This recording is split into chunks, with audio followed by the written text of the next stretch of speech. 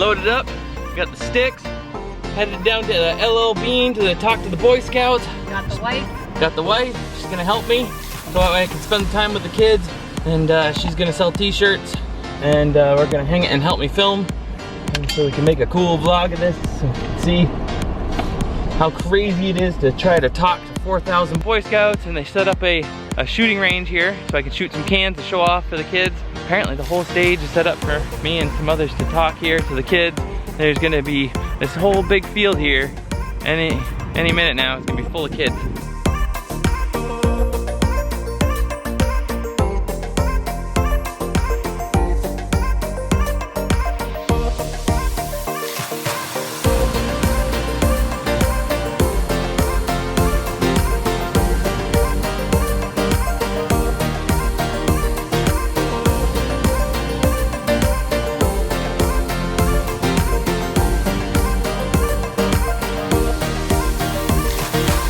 Allegiance to the flag of the United States of America and to the republic for which it stands, one nation, under God, indivisible, with liberty and justice for all.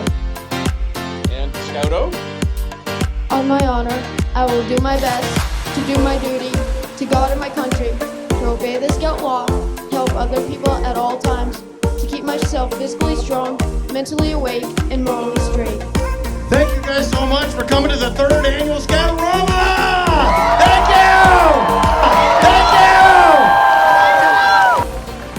you! And I want to present him with this plaque from Scout O Rama. He is inspiring to all of you youth out there who want to do camping and in wilderness survival. And here, thank you very much for coming. Thank you! There is a lot of people here. This is very different from going alone 87 days to in front of, what is this, 5,000 Boy Scouts? And man, are you guys looking sharp. I like that. I feel underdressed. My name is Fowler, like he said, and I won $500,000 with my slingshot, surviving 87 days alone in Patagonia. No camera.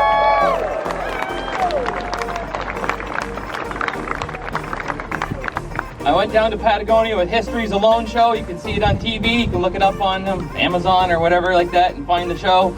Season 3 of Alone. And they took us down there, 10 people.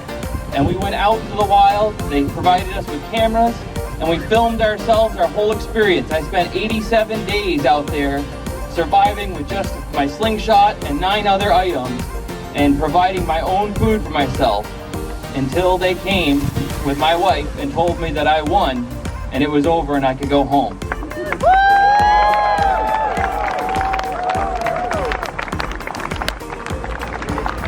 I spent 87 days. I had 63 fish and 2 birds, 1 with my slingshot and 1 with my bird trap. If you want to know more about that, come back at the top of every hour. I'll shoot the slingshot for you right now, I guess.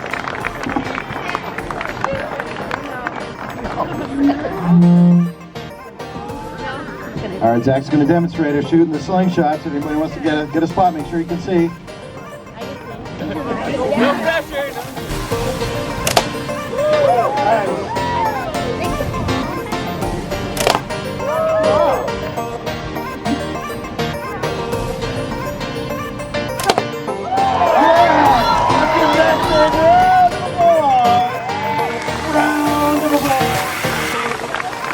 You know what, the one thing that I wished I had brought and I didn't bring was my journal. And that's where this came into it, because I was like, I needed something to record my adventure, and I would have given up almost any one of my items except for the slingshot for a pen and my journal so I could write my story in there, you know. But they wanted, the camera was to be became my Wilson. The guys that I was up against, if you watch the show, are like Dan Walwack. I mean, the guy he's huge. I mean, he just looks like he could just grab one of the boars and just bite its head off like Ozzy, you know, and be like, there we go, I got my dinner, you know. He'd just, you know, squeeze juice out of a rock and he'd be all set, you know. I never really wanted to be alone. I never wanted to be a survivalist. All the stuff I studied in books was so I could use it in our homesteading out there in the woods. And I did. I'd use it to use the primitive traps to catch the woodchuck that was getting in my garden. My first trap was a pit with spikes in it and debris over it, which was pretty normal. And the boar, if they came down the game trail, would jump over the log and fall into the pit with the spikes. But I was like, well, I think this should be a little more lethal, so I ended up adding a tripod with a giant hanging log, and it came down to a trigger system, so if they fell in the pit, the log would come down and pin them and drive them onto the spikes even more. Unfortunately, the boars and all those guys, they all leave the territory during the wintertime and go to the lower valleys, and so my opportunities were very slim. So I focused on the fishing, and I managed to catch that 63 fish, and that's what kept me alive. That's why the fish head's on top of here, the fish head soup. 3 times a day, boil it, mash it, stick it in a stew, drink it. And you get your electrolytes and your salts and things that you can't get out there in the minerals. Yeah, it was just a fire pit, and but the rocks would radiate the heat back out, and they'd absorb the energy and heat the place up. I wanted to build a rocket stove, but it never worked out because the soil there wasn't any clay. It was all like 3 feet of topsoil, so it was all like it would burn. So I had to carry 8 stories from the beach. I had to bring all the sand and all the rocks. Every day I'd bring home a rock with me and some water in my dry bag that I brought my sleeping bag in, so I could boil it, and I do add a new rock to my fireplace till it was built up strong enough that I could continue to keep a fire going in there. I had one bad day, and they put it on the show, and it makes it kind of look like the second to last episode was this one bad day where I lost a fish off my fishing line because I had 2 poles that were tangled together, and I was lifting it up, and I knew better. I had already been like 4 days without food, and the fish head soup at that point is getting pretty weak, and there's not much to it, but you drink it anyways because there's still little trace things in it. The cartilage is still melting down. You need all that stuff, but you're hungry. You're really hungry. And I couldn't get a fire going. I was going to sit down there and try to fish all day long and focus on just really getting a fish that day, and then I did have one, and I lost it. And then I went back up to my shelter, and I think it was around day 63. And I went back up to my shelter, and I'm up there, and I'm drying my boots out by the fire, and I smell this burning smell. And I'm like, there's no plastic out here in the woods. What piece of wood could I put in the fire that's burning? And that's this plasticky smell, and I'm like, what is this? This day is good. And then I look over, and I look past the log that was in there. I look into the fire, and I burnt my boot insert in the fire. The whole end of it burnt off, and I was like, oh God, it's like, this is awful. I stayed up till like 1 o'clock.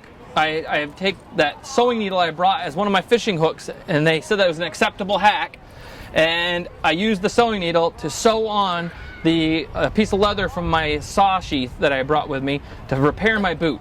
And I realized at that point that I even said it on the show that I hope everybody else quits so this can be over soon. You know, I was waiting for everybody else to quit, and I was like, that is not a winning strategy. You can't just wait for everybody else to quit so you can win. And I had to, the next day I rededicated myself, and I put my whole self to it. I went back out and I practiced. I kept practicing with that slingshot. And then I got that bird, and things started picking up because I was putting my whole self into it. There was a couple days there that I didn't, though, and I suffered the consequences of it because of it. And there was also a leak in my shelter that was dripping on my head that same night after I fixed the boot. I ended up being up to like 2 in the morning to like fixing all the stuff that I was ignoring and didn't bother to take care of because I was just waiting for it to be over. If you're going to do something, you do it to its fullest. You put your full effort into it so that you can achieve the win at the end. Yeah, slingshot was my most important item because I went out there to survive, and it turned out there wasn't a lot of animals. But my slingshot gave me something to do every day, and even though it didn't seem like it, you know, I practiced every day with rocks, and I found like a little bit of a peace inside while I did that. It was my normal routine I was doing at home, and I learned how to master the rock. And when that day came, and that bird came hopping along, and the first bird I had seen in almost a month, I drew, slung that rock, took his head right off, and I had fish bird soup for dinner that night. There's the tassel that I made from the bird, and man, he tasted just like chicken. You know, it was so good. The trick to it is, and becoming accurate with a slingshot, is practicing a lot, for one, for sure. And when you aim, if you look at it like this, you see how there's 2 bands there, right? But when you aim, you want to keep it sideways. So you're sighting down, and you see that you're looking at it, and you're keeping it sideways. The 2 bands become one. You don't see the second band underneath, and you sight down the bands, draw, inhale, and exhale as you're drawing. And it's just like shooting like an air rifle. You sight down your sights on your target, and you place that point in the end of the band right on where you want to shoot. And you just keep practicing that way till the rest of your body falls in line. You'll find where that point has to be, And the best way to do that is to hold it right here in the same spot every time so you get consistent, and then just aligning your shot. So you look down the bands, make the two bands become one, draw back, and release. And the trick to the release is you let it just slip out of your fingers. You hold the ammo, not the pouch in front of the ammo, because if you hold the pouch in front of the ammo, when it pops out of your fingers, it flips free and can fly around, and it does what we call a frame whack, where it bounces off the side of your frame because it's not coming out of your fingers smoothly. You want it to come out as smoothly as possible, so you try to hold still on the release and not to like, and one of the tricks too is to count to 1 after you shoot, because it's your instinct to go, oh, I missed. But you don't realize is when you're going, oh, I missed, you just missed because you said, oh, I missed. If you count to 1 and hold still, like you're freezing after you shoot, it's like a follow through. Like so. Yeah. So you're alone there, but the camera crew is obviously around. No? Nope, no camera crew. That camera right there. And that's actually one model newer. I bought it when I got home so I could make the YouTube. And they gave us that camera, 2 GoPros, and a waterproof smaller camera. And they told us to film ourselves the whole time. And the more you film, the more you'll be on TV. So I said, I want to be on TV a lot. So I'm going to film myself every minute I was there. I must have drove them nuts with all the footage I gave them. All right, so I got a fishing pole, and you got a trigger stick.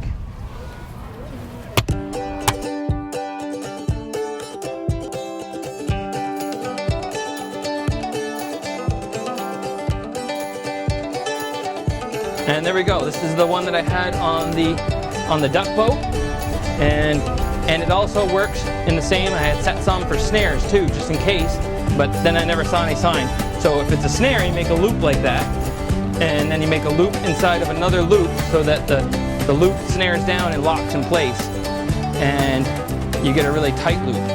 And here, put your hand in there. Ready? So out there, pretend you're the fish, you're swimming around, you grab the hook, and you're eating it, and give it a tug. Boom. You feel that tug on your hand? That tug is just that little, it's even better with the bamboo. That stuff really almost yanks the fish right out of the water. But that little tug is enough that fish, he's trying to eat your worm, and then he tries to spit it out so he doesn't eat the hook. That little tug, get that hook caught right in his mouth. And this is the one I caught the majority of my fish on. Say fish head soup. Well, we did it. Survived the whole thing.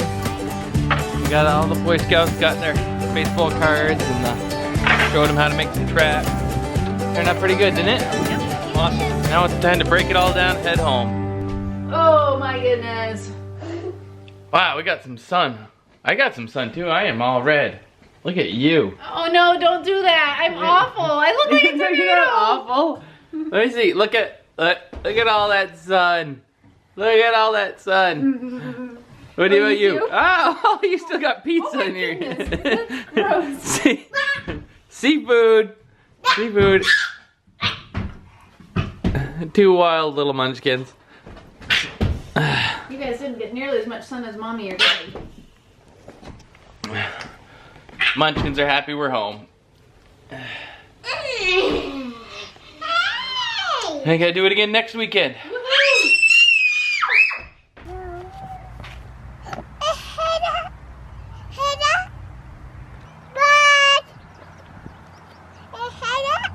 I do. Do you hear birds singing?